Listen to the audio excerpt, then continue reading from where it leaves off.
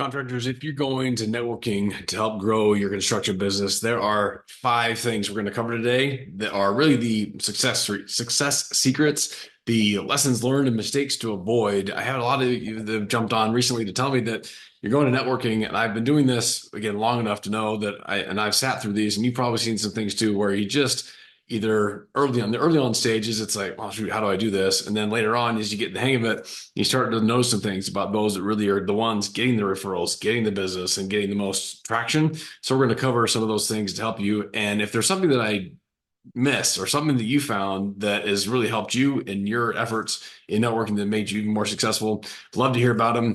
Drop them in the comments with others that see this thread. I want this to be just a resource that people can come back to as they're networking to help grow their construction business. So let's jump into what have been my top 5 after doing this for almost 7 years.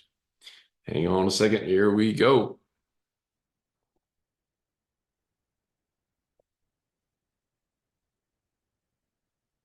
Okay, let's jump right in. Let's do this right.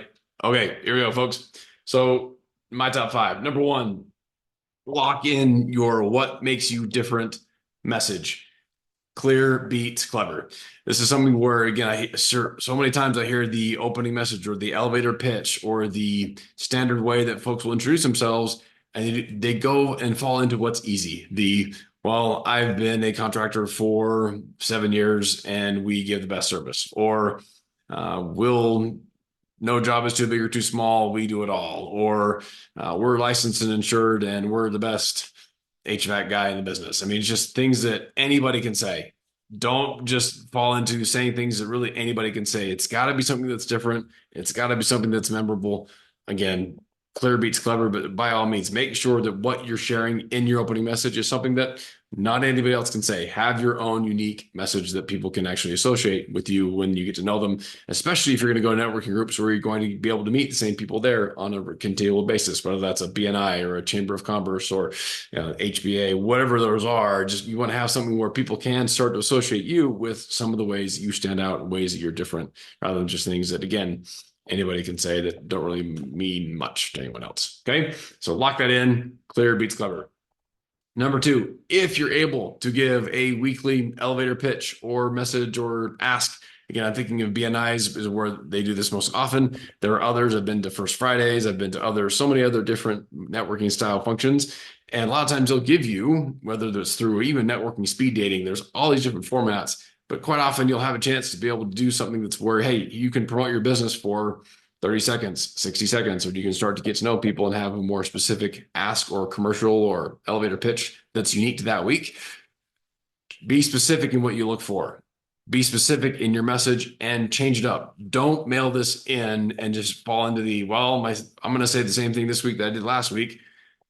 You're missing opportunity. You're shooting yourself in the foot. You're just showing everybody else that's there, it's hearing that you just didn't really care enough to come up with something. So have something specific. And again, rather than just saying we can handle all kinds of remodels, or we can do any heating and cooling services, or we can take care of any plumbing needs, or we can do all types of roofs. Okay, go in with one specific, hey, here's something this week that we're looking for. Here's something that we know we helped. We just took care of a customer who had this specific type of remodel they wanted done, and we'd love to do more of those. Have it specific. It's going to trigger something specific in the minds of the people that you're talking to, the people that hear it, so they're more likely to give you that. Now, it doesn't mean that where people tend to get caught up is they think, well, if I talk about one thing specifically, then I might be missing out on other opportunities. That's not what's going to happen.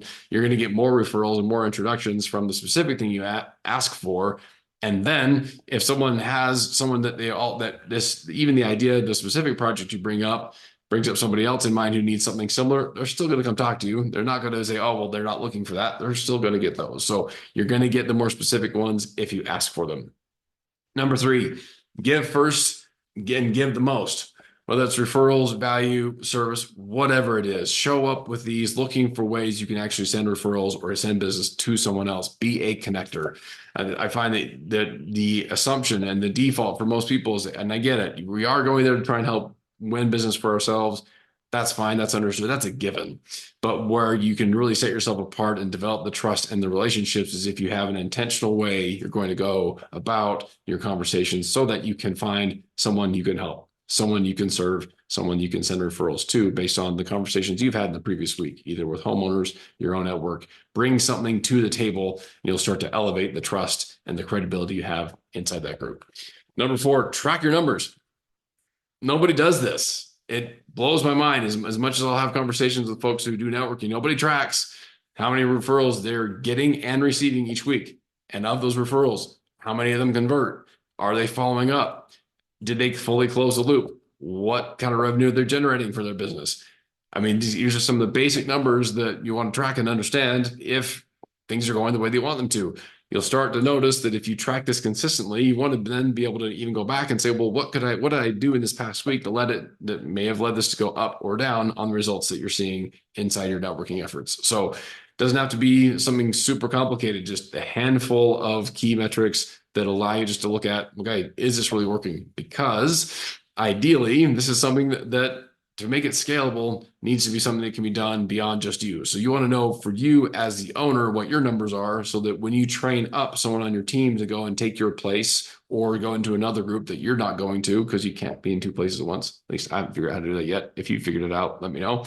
Then you want to be able to see how well your numbers are comparing to understand which networking groups are most useful, most worth your time, or which people on your team are the best at it, so you can have them take those spots or substitute for you and fill in those roles. But again, I like to take a more numbers-based approach rather than just a gut feel who likes doing it.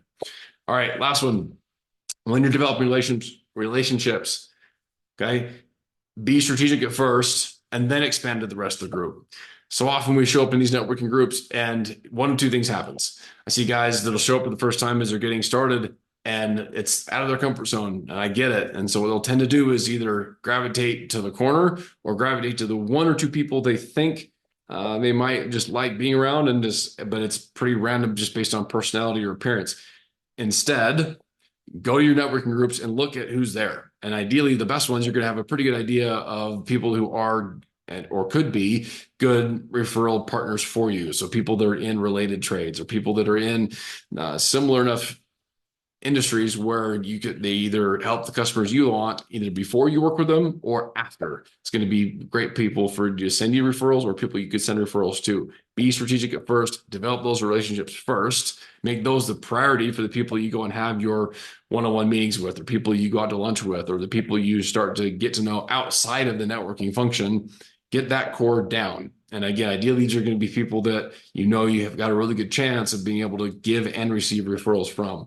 Once you've got that core and you feel like you've got a good depth and trust and relationship and those things are working well, this is where, again, people miss it. Sometimes they stay there. Don't sleep on the rest of the group.